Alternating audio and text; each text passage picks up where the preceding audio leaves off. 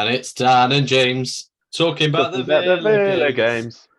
Hi there, everybody, and welcome back to the AVFC Faithful podcast, joined back again by Dan and James, talking about the Villa games. It's fantastic to be back, blessing you with our presence on the screens. We know, we've heard, there's just not enough Villa podcasts out there. Bring back the faithful one. So we're back, don't worry. James, how are you? Yeah, I'm good, thanks. I'm surprisingly positive after we got beat 4-1 by City. It doesn't feel like we did in a sense, and maybe that's because of partly the United result last night being so hilarious, the way that it ended. But I still feel confident. I mean, we've had some disappointing news with Jacob Ramsey being out for the rest of the season now, but I'm quite hopeful that Watkins and Martinez will start, and then McGinn's back. I think that we're going to come into the last few games quite strongly, I think, and yeah, win tomorrow as we're recording on the Friday. A win tomorrow would be amazing.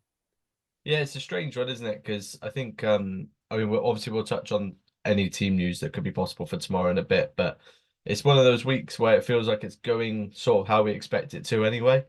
I'll be honest with you, I was more confident in us getting a result at City than I was at home against Wolves based on the history. So, when we won on Saturday, we'll briefly touch on it, but that was probably one of the second gear performances that we were used to at the start of the season, really, wasn't it? It was a strange opening section. It was Aït-Nouri, wasn't it, that missed that chance? Yeah. Great save by Martinez, but realistically, how you're not putting that either side is beyond me. And then as soon after that, we just sort of cruise controlled it. And I think we're probably the one we want to talk about most, because he'll be talked about for the City game as well. But Duran and Zaniolo were, I thought, arguably the most impressive out of that whole game for both sides as well. What we will say is, short disclaimer for anyone that hasn't looked at the stats, I will warn you that we did not have as great as XG or expected chances. So I would like to apologise to Mr. Gary O'Neill, because obviously they just deserved to win because they were such a better team. And, if they had their best players, hey, James, because obviously we didn't have any injuries, so I wouldn't understand. I don't know what it'd be like. It's almost as if like someone's top goal scorer and top assist maker and their team had to go off at half time. Wouldn't understand, but hey ho, we're in this position where we just beat up these small teams, I guess. And it was a strange game, wasn't it? Because like I said, we don't expect that against Wolves, because it's usually an horrible, tight, gritty little fixture. But it was easy. Yeah, it was. I think coming away with a clean sheet as well. A clean sheet in 3 points is obviously a favourite kind of result, and especially against a team that they quite often have our number recently. And it was the first half an hour-ish. I think they had the better chances, the better the ball. They looked more comfortable in the game, but we weren't.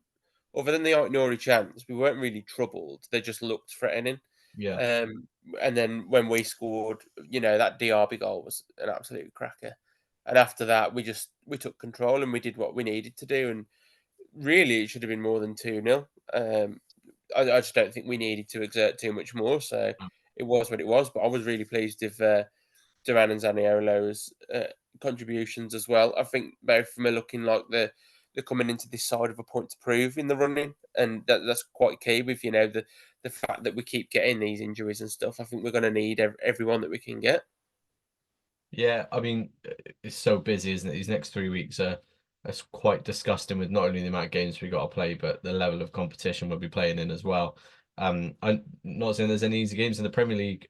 Wolves definitely isn't usually that for us, but it was so vital that we started that week off with a win, and hopefully finish it off with one, because as long as you're winning the games where you need to be, you can afford to have games like Wednesday, sorry. It's so used to it being a Tuesday fixture. Wednesday just doesn't feel right. Can't believe it's Friday and there was a game yesterday in the Premier League. It all feels a bit wrong. Feels like it's December, but it's April.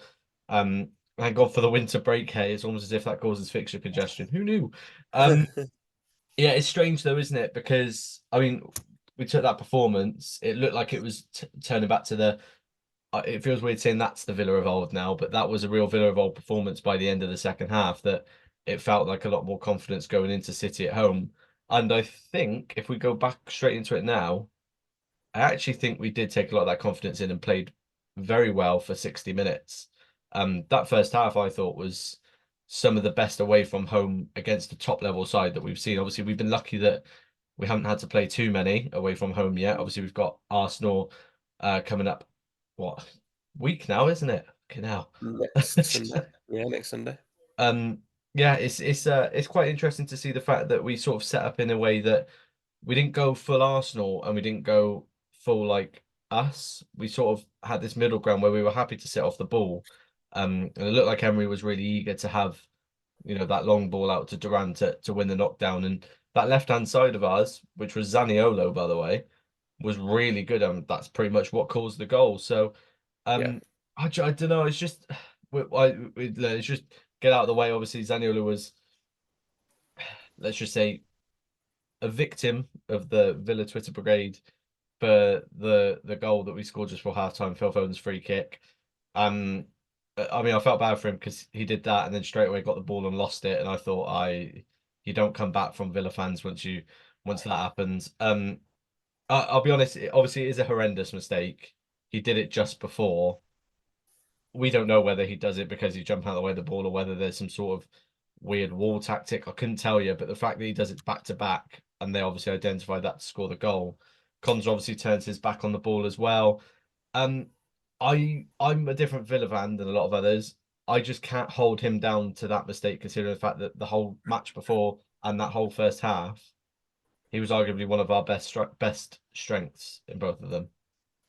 Yeah, it was. I was really disappointed if it between him and Conser. Really, I think both of you just stay strong in the wall. I mean, I remember playing as a kid. As I always told you, stay still. It doesn't hurt. It does hurt, but it doesn't hurt for long. It's one of those you just got to take the hit there. So it was disappointing because I think if you go in at 1-1, I think it's a much different game in terms of the mentality.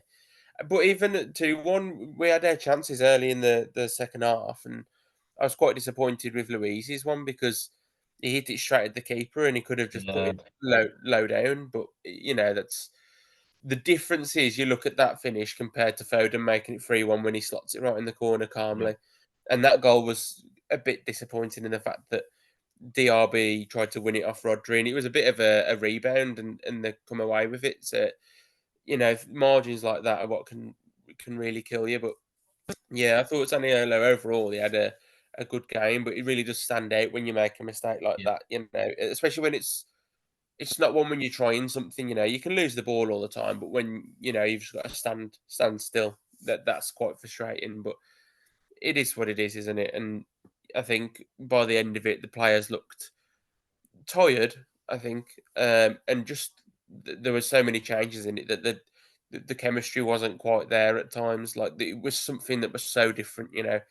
We've got Tim starting the Zaniolo and Duran, and then you've got Olsen, and then Chambers comes on towards the end, and Yeah.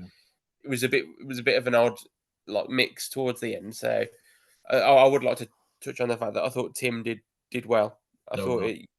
he I'm not saying he was like excellent. I'm just thinking, when he's coming up against Rodri, Foden, Proper Silva, De stars, Bruyne, all those, I think real. he won the ball, 2 or 3 times and he intercepted it quite well. But more than anything, he showed good legs getting up and down the pitch, and he was quite physical in battles. So I think he's shown that he can play his part at times.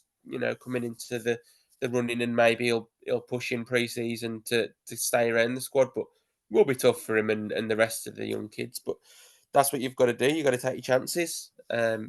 But yeah, I went into that game, especially seeing the team sheet before, thinking, any result here would be massive. But I wasn't too disheartened. I think we were really competitive for a lot of that game. So again, it wasn't too concerning for me. No, I mean, I agree with you. I'd be very disappointed if, to be honest, if Tim was to have the second half of the season with us now and then to not be involved next year in around the squad, particularly as European competition is nailed on for next season practically. So Yeah. whether we'll touch on that in a bit, but he's going to be needed anyway. That's going to be 4 competitions off the bat that we're involved in within the opening week. So it would be strange if he didn't. I thought again Diaby was really lively in the first half as well. he was all over the shop, really running all over the shop, not in a bad way, but in a good way. He was just everywhere. Had a couple of chances. That pass he actually makes to Douglas Luiz, I thought was really good because I'll be honest with you, I think Diaby a few weeks ago probably just shoots there, hits a defender or something and bounces off. But the fact that he takes it and plays it straight away, I agree with you. Douglas Luiz, it was such a great season. And it's just those little moments, isn't it, where that's the difference in quality, like you mentioned. They've got Phil Foden, who look, Phil Foden's an absolutely fantastic football player, but Man City have got a lot of fantastic football players that if Phil Foden wasn't on that pitch, they have someone else that could have done that. Chuck De Bruyne on, and De Bruyne's doing that. Unfortunately, one of our best midfielders just isn't that same level when he gets that chance on the edge of the box. And yeah, I was confused by the way he took it. I've never sort of the same with free kicks. Never understand going towards a keeper to go away, but I'm not a professional footballer, so realistically, you could just tell me to shut the fuck up because I tell you what, you could try it tomorrow and it probably works. Duran, again, that finish he takes is ridiculously good, straight through the keeper's legs. It wasn't too much of a chance he had because obviously it was offside, but when he latches onto the ball that goes over the top and sort of side volleys it, and Ali McCoy was obviously talking about how much he enjoyed that and how hard it is for that to take. Yeah. Duran is a very special talent that I think is going to be very important in the years to come. I'll be very interested to see what happens with him because he's another one where no one knows what happens in the striker department over the summer. So it'll be interesting to see his development as well. Again, only thing I would touch on as well, Robin Olsen, fantastic game. Couldn't do anything for 4 goals, which is really hard to see. I genuinely saw someone as well slate him for that free kick. Yeah.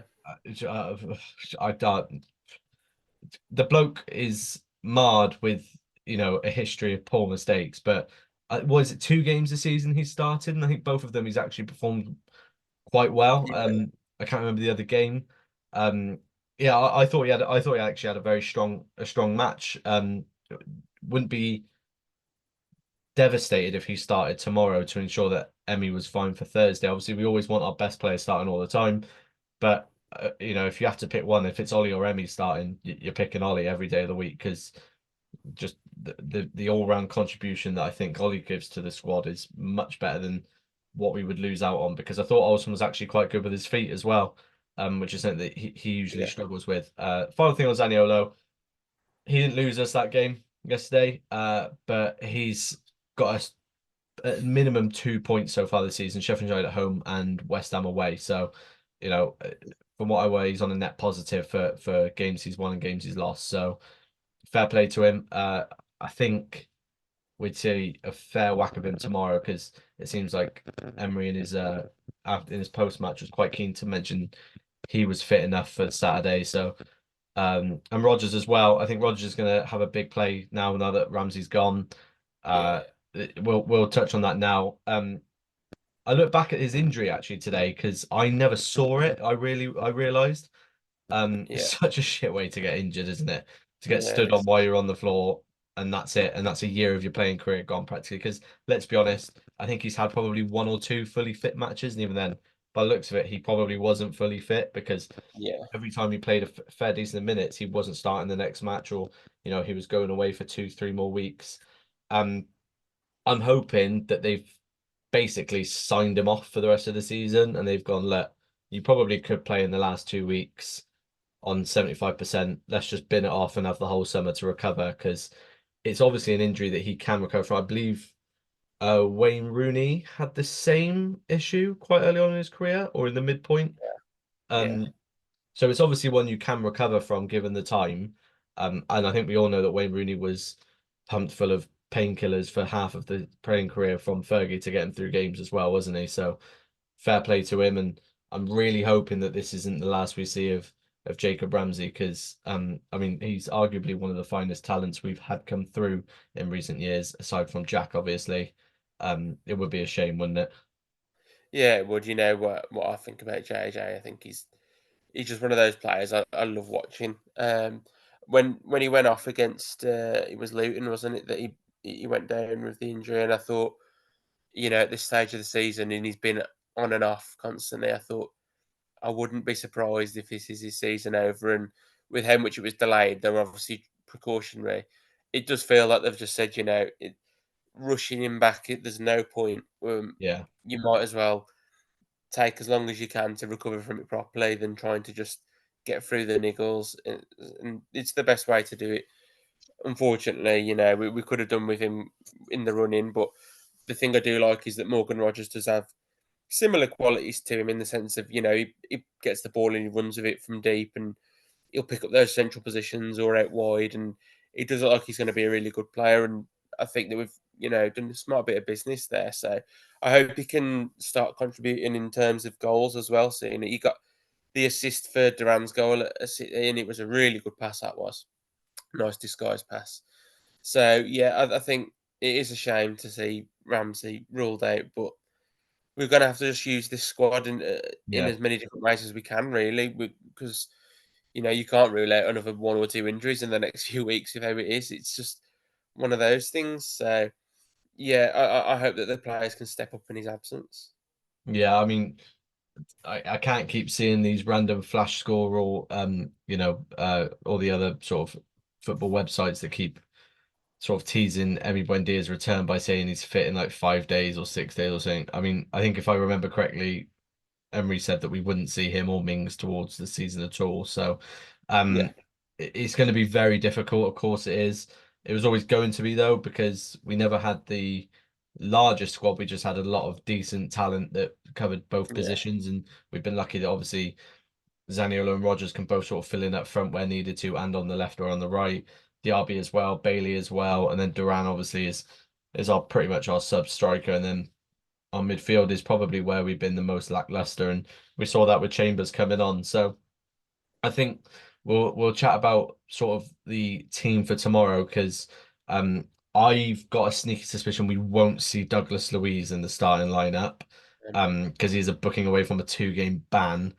Uh, yeah, and I'm not being funny or anything, but him being banned for Arsenal would be an absolute disaster, because he's going to obviously play Thursday. The idea is that next Thursday you sort of win that tie decent enough that yeah, you don't have to worry about the away leg too much.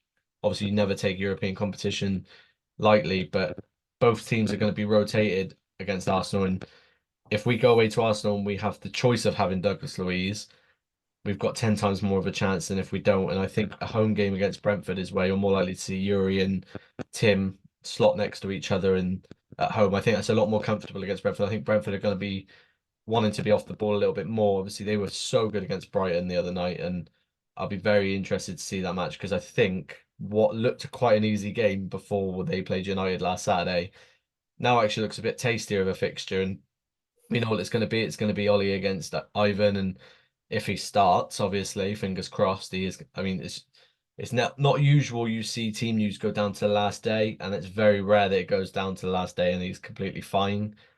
So that's yeah. sort of a bit worrying, but I think he'll be on the bench anyway.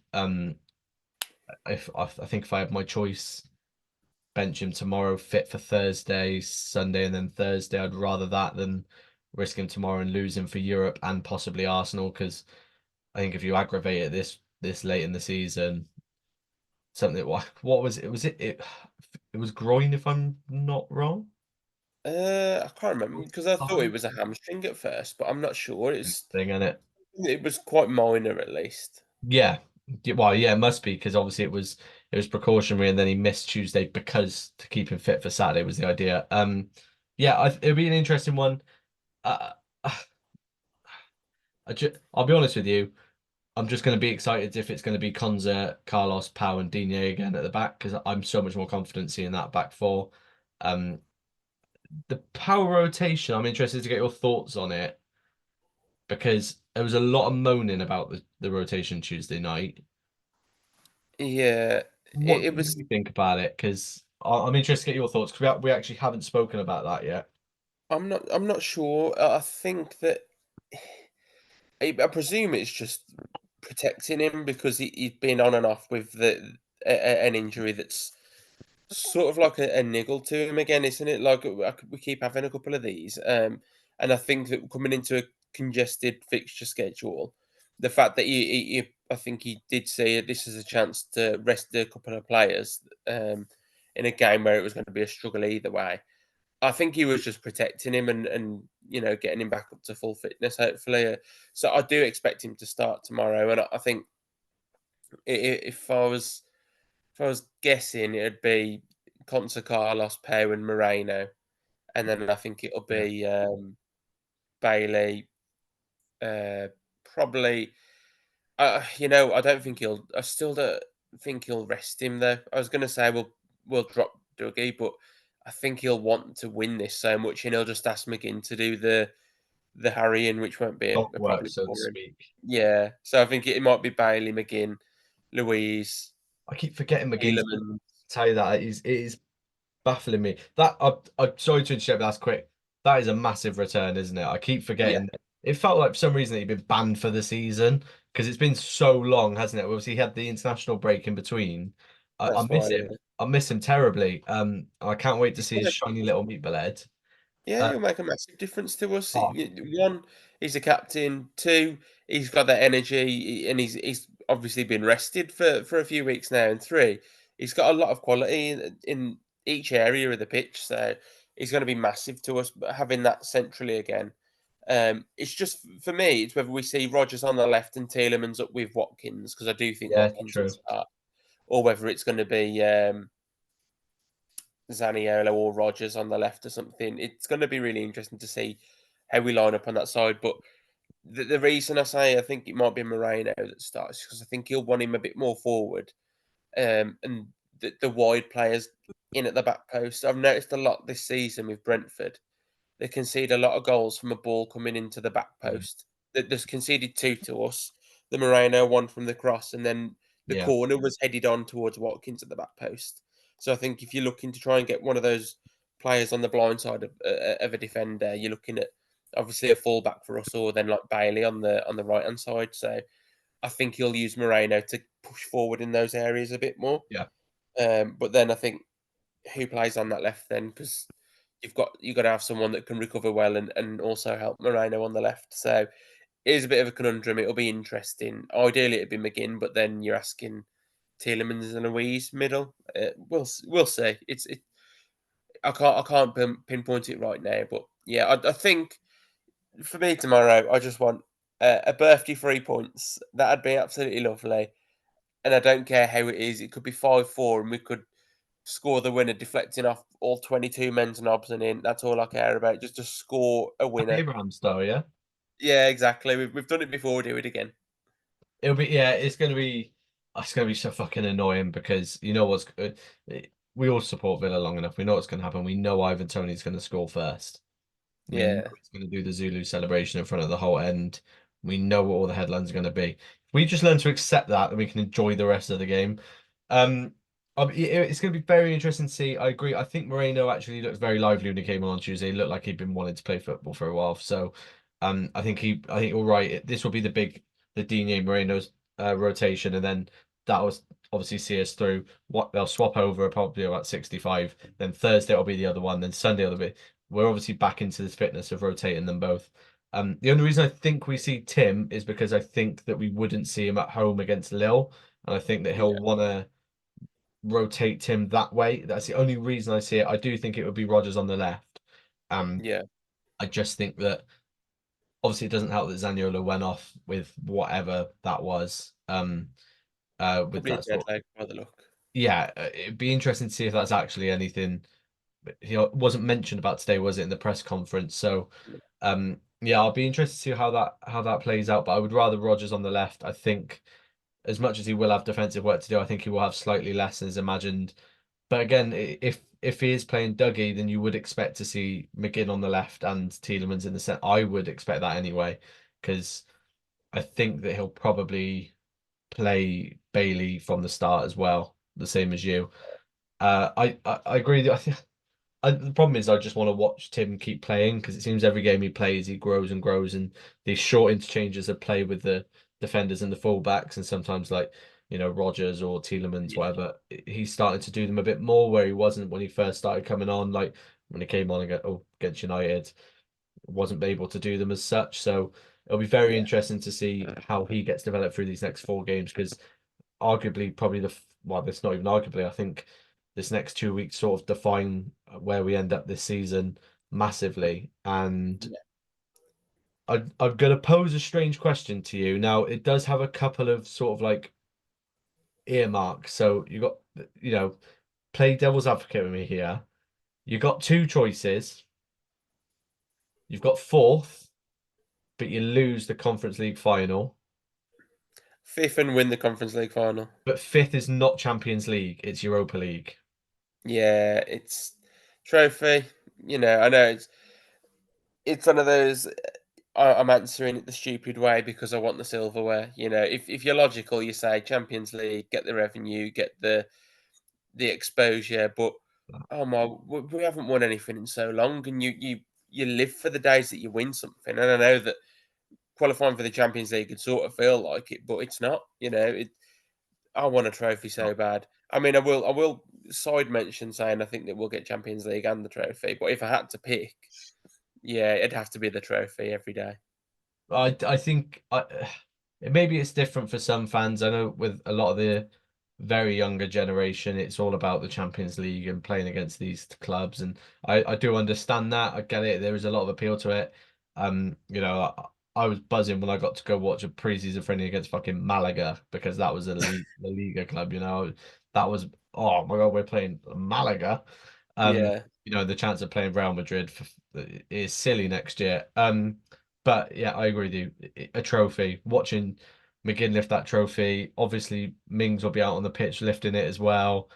It's just beautiful. And watching Emi Buendia dancing around, Luca Digne screaming another one, even though it would be the only one. But yeah, it's the sort of thing that it's all we've wanted all season. I mean, it is. some mental fans like predicted like a double this season, which obviously could never be us. So I don't know who I would don't do know.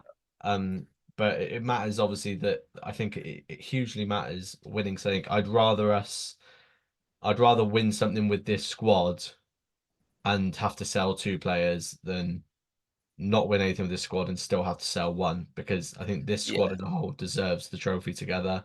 Um, yeah, and this squad isn't going to be the same squad next year, and we're going to start losing a lot of the players, and obviously we get new ones, but this has probably been like the weirdest, like closest connection squad we've had for a while. Everyone fucking loves everyone in this squad. As much as we can get pissed off at Matty Cash for taking the ball inwards and passing it backwards, as much as we can get pissed off at Zaniolo for not performing as high as he can, uh, uh, pissed off at Duran for deleting his Instagram or taking AVFC out, or I don't know, slapping the floor. I can't give a shit. I love this squad and the players are fantastic, and the manager and the staff and the stadium and the fans. It's the time, and it feels like it's there. Um, I think that's really important, especially important to our standing as well. And I think Europa League isn't obviously the heights of the Champions League, but it's still it's progress, isn't it? Every year's up then. And no yeah. matter what, we're finishing higher than last season because those lot from last night again, they're better than us. No. I'd happily say right now, if they finish above us, I will gladly get John McGinn's face tattooed on my ass. Yeah, I don't see them challenging for top five. No, Not finishing that above. honestly. No. How many times do I message you when United are playing and say, "How the hell are they sixth right now? How?" And It's like they nearly did it again last night. They were awful, and they didn't get away with it in the end, which I was bloody happy about. But then again, saying that, Chelsea got away with it as well because they're just as yeah, bad. it was Honestly, watching them is just like who can give each other the most space. It's ridiculous. I But yeah, it's. I agree with that. It sort of feels like this is coming to the end of a cycle for us. We've had a lot of this squad for a while. Especially you look at McGinn and Mings that have been around for so long now, which is I love it. I love that still that they're still there, and I do think that a couple will go and a couple will come in, but we've gone through this process of promotion, survival. Then we went backwards a bit with Gerard, and then we've finally reached Europe again like we wanted to. But now it's like the kicking on next step, and you've got to keep retaining that sort of European place, which isn't easy, and especially if you're wanting it to be a Champions League space, you've got to do some proper recruitment, and we're lucky that we've got that staple of Emery in charge at the top, which it does a lot of work for us in general. Yeah, But he need those players. He does need extra players in, and they need to be quality players. If you're going to keep getting Champions League, you can't just keep trying to raise the ceiling of players that are operating above it already. It's you need those really top quality players. So summer will be interesting, and hopefully it's interesting following what has been a good end to the season. That'd be nice. those last 3 home games, Brentford, Bournemouth, Chelsea, and Liverpool. That's 4, Dan.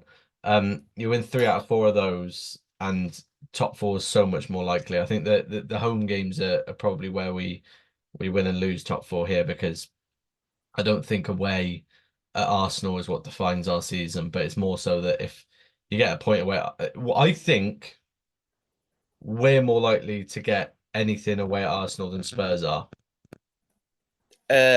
Yeah, possibly. I think we have a bit more organisation about us than them. If we've got if we've got as many of our players that we can have that are playing, I think that we can do some damage. I mean, Arsenal are just the thing is for me, Arsenal have got all the hallmarks of a team that should win the league, but I still don't see them winning the league. No. They can score goals. They're also they don't give you a sniff half the time. But I don't know. There's just something that isn't quite there about them. I don't think they've got the aura for it yet. Like No. you watch the Liverpool and Cities, and they've just got something extra killer about them. So it will be one of those that if we don't play to our absolute top ability against Arsenal, we've had some bad nights at the Emirates, and hopefully it won't be that case. A close game. Again, it's one of those. It's hard to see getting something out of it when they're so good, but even if you can keep it close, that's going to be key. Either way, so yeah, the home games I think are going to be the areas that we target a lot. But there is a couple of games I think away that we could get something out of, specifically Palace as well.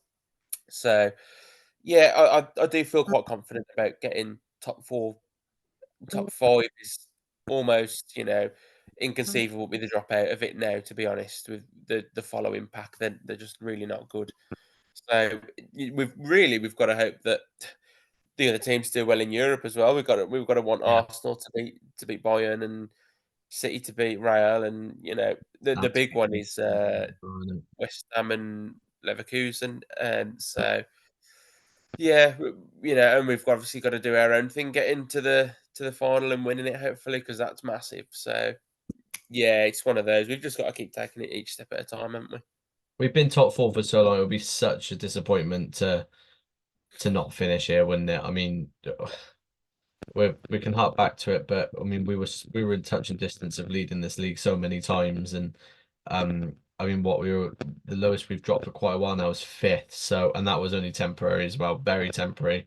So, yeah, it would be such a disappointment. Even I wouldn't say 5th is a disappointment, but it would be disappointing given the standing we've got coming behind us. It's going to be a big few weeks. I'm very excited for tomorrow. I'm even more excited for next Thursday. Yeah. I mean, does help with the fact that I was very lucky enough to be able to get a ticket. A new area as well. I'm in where am I? I think I'm Doug Ellis upper, which I'm looking forward Fair to.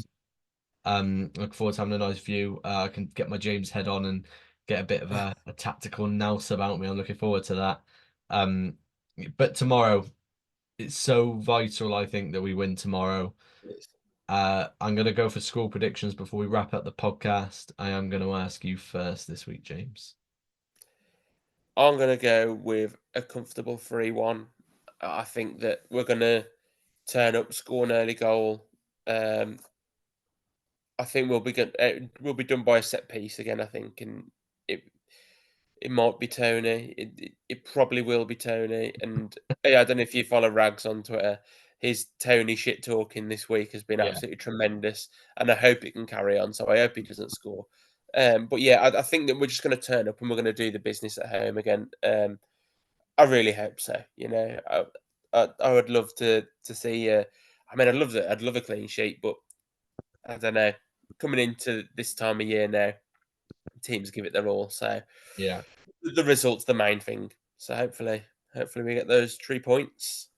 Yeah, I mean, I've gone 2-1, but that's because I'm predicting that we might be without Emmy, Dougie, and Ollie. So that's my mindset of that, is that because it's slightly weaker, we're slightly weaker going forwards. And I agree with you. You'd be silly not to bet on a set piece goal being conceded for Villa. Um, I'm I'm very, very close. If I wasn't so tied into our league position, if we were fighting for 9th and they were fighting for 11th, I would be putting money on Tony to score tomorrow, because it seems pretty much nailed on. He could be on the bench and I'd still put money on him to score against us. He could be injured. Yeah. I nearly put money on him to score against us when he was banned, because it just seemed likely. The fucker just keeps scoring against us. I don't know if anyone remembers that Ivan Toney was banned.